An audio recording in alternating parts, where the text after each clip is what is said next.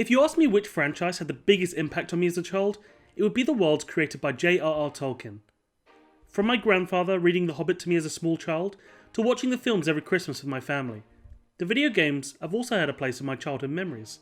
From the surprisingly decent movie tie-ins to the relatively serious turn-based RPG titles. So let's take a look back at the history of the Lord of the Rings video games.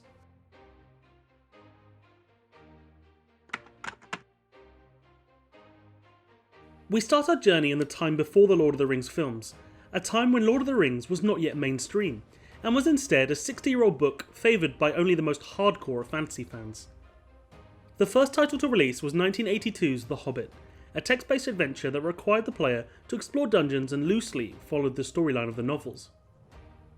The game received moderate reviews and sold an estimated 500,000 copies. Unsurprisingly, the game sold most copies in the United Kingdom. The developer of The Hobbit, Beam Studios, and publisher Melbourne House teamed up together for 4 subsequent titles, all text-based adventure games. In 1988, Melbourne House decided to go it alone and created War in Middle-earth, a real-time strategy based in Tolkien's universe.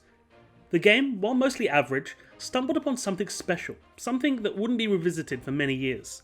The Lord of the Rings world lended itself so perfectly to the RTS and RPG genres. The 90s saw a number of Lord of the Rings action RPGs release and receive middling reviews. While it was clear the source material was more than good enough to forge a top-tier game out of, it was also clear the developers just weren't quite getting it yet.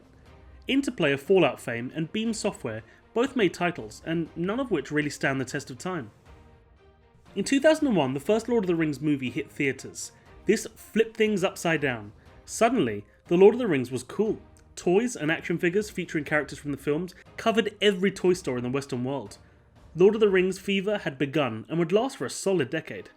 This also meant a renewed interest in Lord of the Rings video games. This is likely the period most of you watching will have started playing.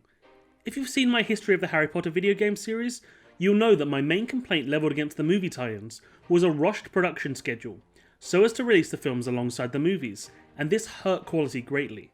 Thankfully, publisher Vivendi Universal Games did not force developer Surreal Software to adhere to such a schedule, and this allowed for a polished, quality game to release 9 months after the movie's release. The game was an action-oriented hack and slash with RPG elements. It followed the storyline of the movies and allowed little creative freedom, but harkened back to the arcade beat-em-ups of old, allowing the player to take control of a beloved on-screen character and hack their way through hordes of orcs. Strangely, there was only a month between the release of the Fellowship of the Rings video game and the Two Towers video game. This is likely due to different publishers and different developers working on each title, with EA Publishing and Stormfront Studios developing the Two Towers.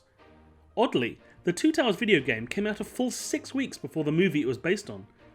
This game is arguably the best of any Lord of the Rings game released to date. It delivered something similar to the Fellowship game, but much more polished, much more detailed, and just head and shoulders above any Rings game we'd seen to date.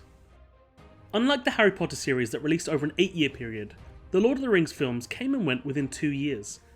2003 brought us 3 games, all different, all great. The first of which was Stormfront and EA's follow-up to The Two Towers, The Return of the King. It built upon what they had delivered previously and just notched things up a tad. It didn't really see many improvements, but it didn't really need to. The Return of the King lived up to the hype set by its predecessor and delivered on all the promises it made. The next game is The Hobbit, which seemingly came out of nowhere. A platformer with hack and slash and puzzle elements, The Hobbit was a breath of fresh air. The cutesy graphics really matched the more childlike elements of the Hobbit books in comparison to The Lord of the Rings. Unfortunately, it was a one-off and there was no follow-up on this great little game. The third title on this list was War of the Ring, a real-time strategy that followed the book narrative as opposed to the film. Harking back to 1988's War in Middle-earth, War of the Ring confirmed the fact that The Lord of the Rings really does fit the RTS genre brilliantly. Reliving the battles of Helm's Deep, the Mines of Moria, the Battle of the Shire and the Battle of Pelennor Fields, among many others, provided the player with endless enjoyment and replayability. Following 2003, there was a 9-year break in between the Return of the King film and the first Hobbit film, so the newfound hunger for Rings media had to be filled by video games, and thankfully, we got a few solid titles to do so. 2004's The Third Age was an interesting experiment and one of the games that I remember most fondly from my younger years. developer Visceral Games brought the Rings franchise to turn-based role-playing games. Featuring gameplay relatively similar to Final Fantasy X, the game offered a decent level of depth, character customization, and a decent story to follow, that sat outside the movie plot but still tied to it. The game also featured a rather unique and interesting evil mode, which allowed the player to play as the bosses at certain points during the game to really mix things up. Overall, The Third Age was a wonderful title, and it's absolutely heartbreaking that this game never got a second outing. A number of RTSs also released in the mid-2000s, but there's not much to derive from them as they were little more than DLC for War of the Ring. During the mid-2000s, the handheld market was all the rage, and publisher EA wanted to use their Lord of the Rings IP to cash in on the newly released PSP. Lord of the Rings Tactics was a solid little turn-based RPG that played out like a game of Warhammer, surprisingly difficult to beat, with a range of characters from Lord of the Rings lore to play as and against. Tactics offered decent value for your money. At the end of the noughties, Lord of the Rings Conquest was released by Battlefront 2 developer Pandemic Studios. Honestly, I'm shocked that this game isn't more talked about, as I have pretty great memories from playing this multiplayer with friends on the Xbox 360. Being a lowly soldier on some of the most epic and memorable battles from the franchise is what the Battlefront series is all about, and Lord of the Rings Conquest really did fit in quite well with the genre. The Lord of the Rings Online is a game that I should have loved, but could never quite get into. It offered the entire world of the films to explore, quests to complete, and characters to meet. The game felt a little tacky to me. Having played WoW, it felt like a cheap imitation and a bit of a cash grab. However, the game has great reviews, and perhaps I never really gave it enough attention. Guardians of Middle-earth released in 2012 during the MOBA craze that had been brought on by League of Legends and Dota 2. It was bad. It was a cash grab. The less said about this the better. 2012 and 2014 saw Lord of the Rings and Hobbit LEGO games release. If you've watched my Harry Potter history video, then you know that I'm a fan of the LEGO video game series. The Tolkien Universe LEGO games were no different. They delivered the humour, fun, and quality that you can expect from the long-running series. I feel they also released 11 years after the end of the first film, so young people who had fallen in love with the universe in 2001 were now able to share this experience with their young children. 2014 also saw the release of Monolith Productions' Shadow of Mordor, a surprise gem and honestly, the best Lord of the Rings game released to date, potentially, tying with Two Towers maybe. Shadow of Mordor went in a completely new direction, playing as a new character and playing out a different story to either the books or the films.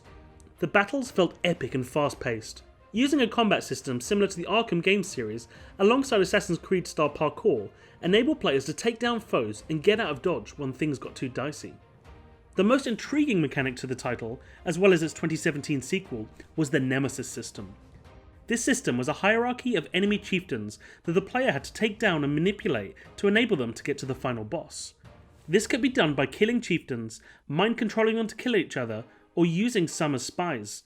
The sequel expanded on this by allowing players to build up followers that could aid them in battle or be sent to take down enemy strongholds.